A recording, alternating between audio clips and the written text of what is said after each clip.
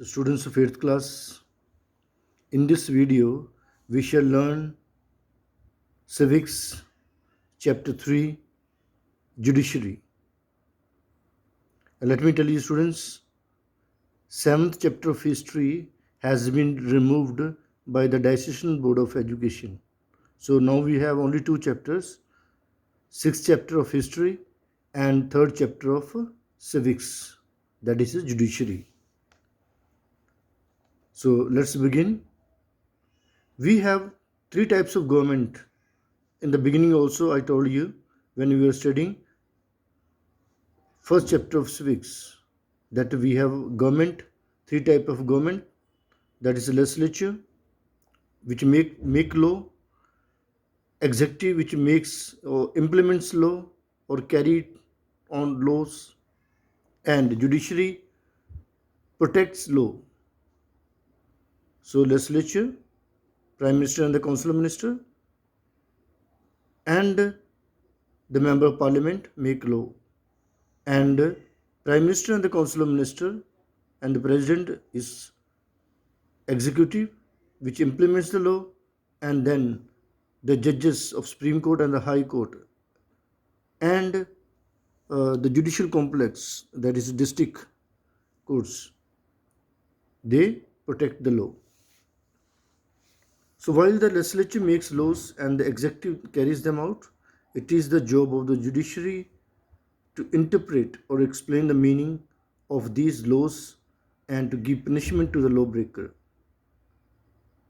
The Constitution of India also provides for an independent, let me explain you this one. See, all defense officer, railway officer, many other bureaucrats, PWD officer are directly under the ruling party. Whereas the judges of Supreme Court and the High Court are not under any of the government. Neither they are under the state government, nor they are uh, under the central government. So they are independent and uniform. India, the Constitution of India also provides for an independent and uniform. That means all the laws are applied to from north to south, east to west, are the same laws for everyone, rich or poor, politically low and high. Okay, and it is integrated. The Supreme Court is an integrated judiciary. That means the states have a high court, but wherever there are major problems faced by the states, we have a integrated judicial system, that is the Supreme Court. The judicial system of India is like a pyramid. That is in this way: the Supreme Court, High Court, and the subordinate courts. The Supreme Court, in its hierarchy, is the highest apex or the court, then High Court. So, the cases brought before the courts can be categorized into two fundamental types: criminal cases and civil cases. So these are the further classification.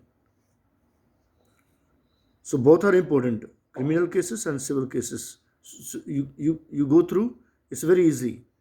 So all thefts, robberies, killing, physical injury, they belong to the criminal cases, and civil cases, all marriage dispute, contracts, damage, and so on. And then we are going to study about the Supreme Court first. We have the seat of the Supreme Court is in Delhi.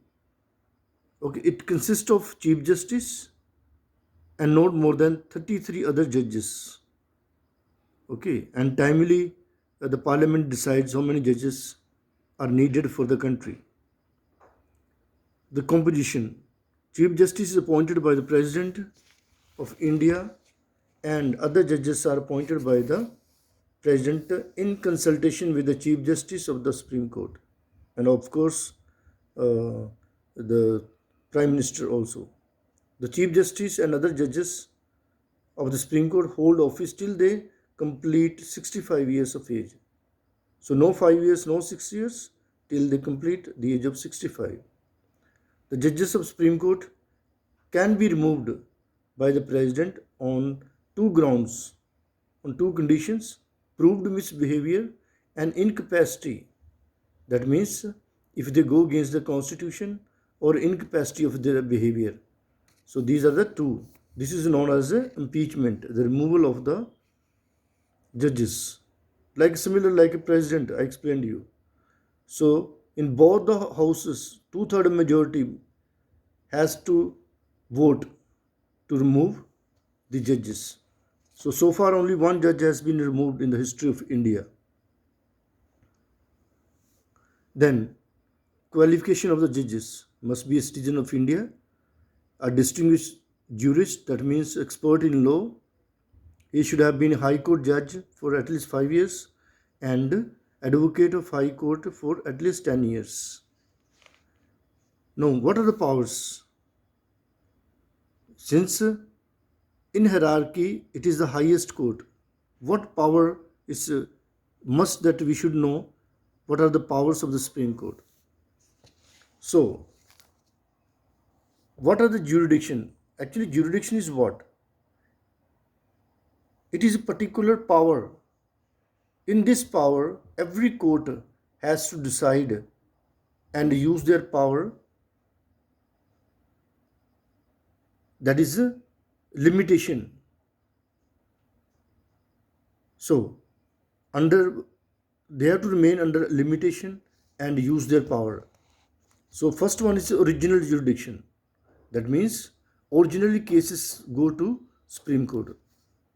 Otherwise, what happens? If you want to file a case, first you go to district court. If you are not satisfied district court, you go to High Court. If you are not satisfied to the High Court, then appeal is made to the Supreme Court. So in this way, you move. Whereas there are some cases which straight away you can go to the Supreme Court. So what is that? Interpretation of the Constitution. Okay. Dispute between the center and the states. So there could be many disputes between the states and now there is a agriculture bill which has been made a law. Okay, now going on, but there are dispute going on between the states and the center. So that case can be filed. The state who is objecting this one, like Punjab government is objecting, so they can file case in the Supreme Court, and they have filed this one case against the agriculture bill. Then,